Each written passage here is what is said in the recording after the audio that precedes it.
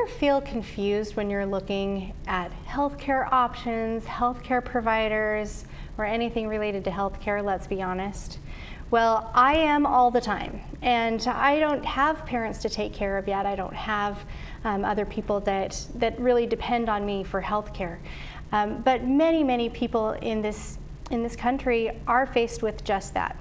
So I have here with me today Chris Guttierez, who is the Executive Director of SoCal Seniors, and he is here to help us demystify the healthcare industry, especially when it comes to caregiving. Chris, thank you so much for joining us. Thank you, Amy, for having me. I appreciate it. Oh, it's a pleasure to have you here. I have so many questions. Yeah, and a lot of people, funny, what they call us, say, where do I begin? And we always say, take a deep breath, sit down, and we look at three things: geography, the assistance they need. And a lot of times it's emotional as well, not just physical. Yeah. But is mom and dad depressed? Yeah. So we look at three different things, and then of course there's the financial piece as well, which I think most people believe that Medicare will take care of them forever, and obviously we probably know, we do know that it's not really there. It's there for an emergency for skilled nursing, but and Medicaid, Medi-Cal only covers a certain entity, which is skilled nursing. It doesn't cover a beautiful assisted living, right? Care in the home. Absolutely.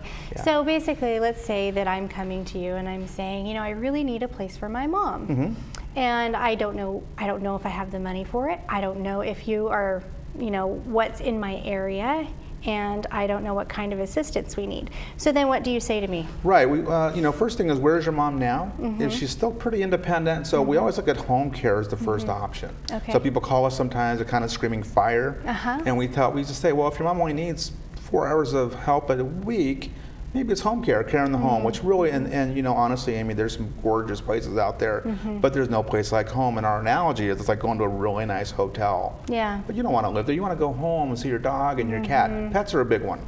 See your dog and your cat and have your own food and not have someone tell you, Amy, you got to eat tomorrow morning between 9 and 10, otherwise it's gone. So people really want to feel independent still. So we look at care in the home first.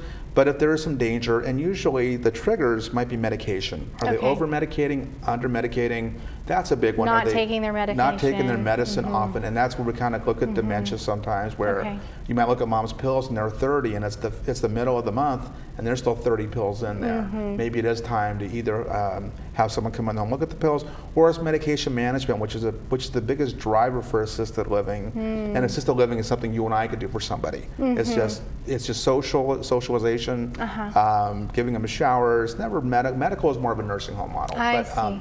But yeah, so we look at if your mom's a danger to herself, to the environment. Then you take the step from home care to home health? Absolutely. Well, we can look at, it might be assisted living, retirement community, where there are meals provided and there's someone kind of looking after her. And often we accompany people on their tours, tell them what to look for. And again, finances is the big one. We want people to be comfortable every month and not, and assisted living is very expensive. I mean, Orange County, Los Angeles County, it's not cheap. I'd say probably on average, maybe $3,000 for a small studio, but it does include per month, but it does include meals and utilities and such. So there's some peace of mind there. And then of course, it's geography. Where do you want her to be? Yeah. And if maybe a certain area is not. It's really expensive, like Beverly Hills or something, for example. Maybe it's a different little area, maybe 5 miles outside of that area. Oh, okay, so and they can really cut the cost for you, but still have that same quality of care. Same quality, and often too, just a side note, is sharing a room often is a really great way to keep the cost down. Oh, that's true, and plus I bet it gives you a little bit more socialization too.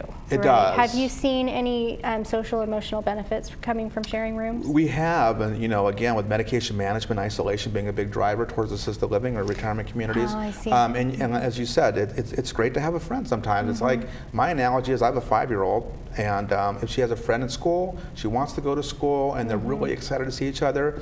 And we see that a lot in assisted living, where people do have a friend or companion, and it helps them to alleviate the isolation. And that makes sense. So sometimes a private room is not all it's cracked up to be. Not all it's cracked up to be. A lot of men want a private room. Females, you guys are a little more social. And, we need somebody to talk to. You need someone to talk to, and the men just want to sit in the room and watch the Angels or the Dodgers. Yeah, they don't want anyone interrupting their game, right? They want to do that, but it's great because some of these communities really do have a lot of great social activities, and I tour a lot of communities, and I think, wow, how great they have sport night or poker or something. They're not betting high stakes, but interesting. Yeah. So when you guys come in, you will take a look at their finances, and you could say like, okay, you can afford about this much, or maybe a Medicaid option is better for them, and in that case you would need to go to skilled nursing, otherwise known as nursing homes, and that way they could be taken care of long term by Medicaid. Yeah, we always want to be conservative with the money. If they have $100,000, for example, or $2,500, we'll do the math and such, and then what can happen often, and it does happen quite often in California, where people will they'll get down to a certain amount of money financially, and they'll apply for Medi-Cal, and then Medi-Cal will kick in. Sadly, if you do get Medi-Cal, you'll have to move to a nursing home as opposed to staying in assisted living. There are some really nice nursing homes these days, though. There really are. Some. I've been in some that have been redone, and they have a feel more like assisted living. They do, and you're right. And I think Orange County is a little more user friendly in the world of nursing homes than Los Angeles County. But in Orange County, you're correct. There's some great ones, and with nursing homes, I think often it comes down to, is someone visited often, and it's really going to enhance their life. When you hear about elder abuse and such, it's people that really aren't visited. But if someone is going to visit their loved one often, it really enhances even a nursing home environment. That's very interesting. Yeah. Okay, so now so you guys are basically like our best friends as we go through this process, right? We try to be, sure. Absolutely, we definitely do. Okay, and so how are you compensated? That's a great question. So my company, we are with all the major senior housing providers in California, and they're with my company because so to answer your question, so the facilities pay our bill at the end of the month. Okay. But my goal, Amy, is to get them a great resident. They move in and they say, we can't believe Mr. Johnson is here, and he wouldn't have found us without you. So my goal is for both parties to be really happy with one another. And I always say that we're the service you want to use one time only, and then you're done. So you're like the matchmaker. We try to be a matchmaker, yes, and I really, at one point in my life, want to be a matchmaker. And I have found now that I'm matchmaking business with the consumer, and we really try hard to get it right the first time. And when families call us, we give them 1 or 2 places. They might even call and say, wow, you only gave me 2 places in Laguna Hills. Like, give me more. I'm like, well, look at those 2 first. And quite often they'll look at those 2 and we did a good job. So and it is based on sometimes finances. Interesting.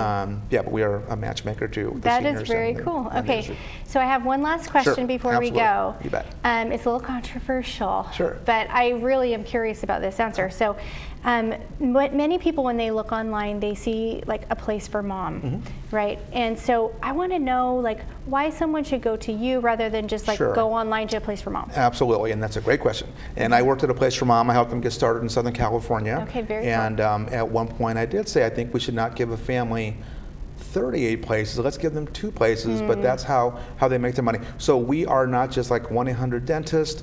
If someone calls us, it's really much more of a hand-holding process. I see. So sometimes the .coms will give someone a very big list of places that aren't qualified financially. Maybe dad has dementia, but these places don't even offer dementia care. I see. So a lot of the .coms really online do give a family just a bigger list, and we are much more intimate. So it's automated, and they give you more. They give you like a comprehensive list, but they don't have the ability through technology to be able to take your situation and really match it with a great location. Right. So you put the human touch back into it. We do. Okay. We do, and that's a great point. The .coms versus a smaller agency like mine, and it's a different process. Okay. Well, thank you so much Thanks, for being Amy. with us. It's really helped clear up some things for me. And how do people get a hold of you if they want to? We are 1-866-MY-SENIOR, which Okay. is 866-697-3646. Okay. And we answer our phone all the time. My wife doesn't like it, but sometimes at 2 in the morning I might get a call from the East Coast. And you answer it. And we do answer. That's so yeah, amazing. it's 866-MY-SENIOR. Well, thank you for doing Thank such you a for great having me. job, and I it's so appreciate it. nice to be Thank with you you too. today. Thank Thank you. you. And we will be right back.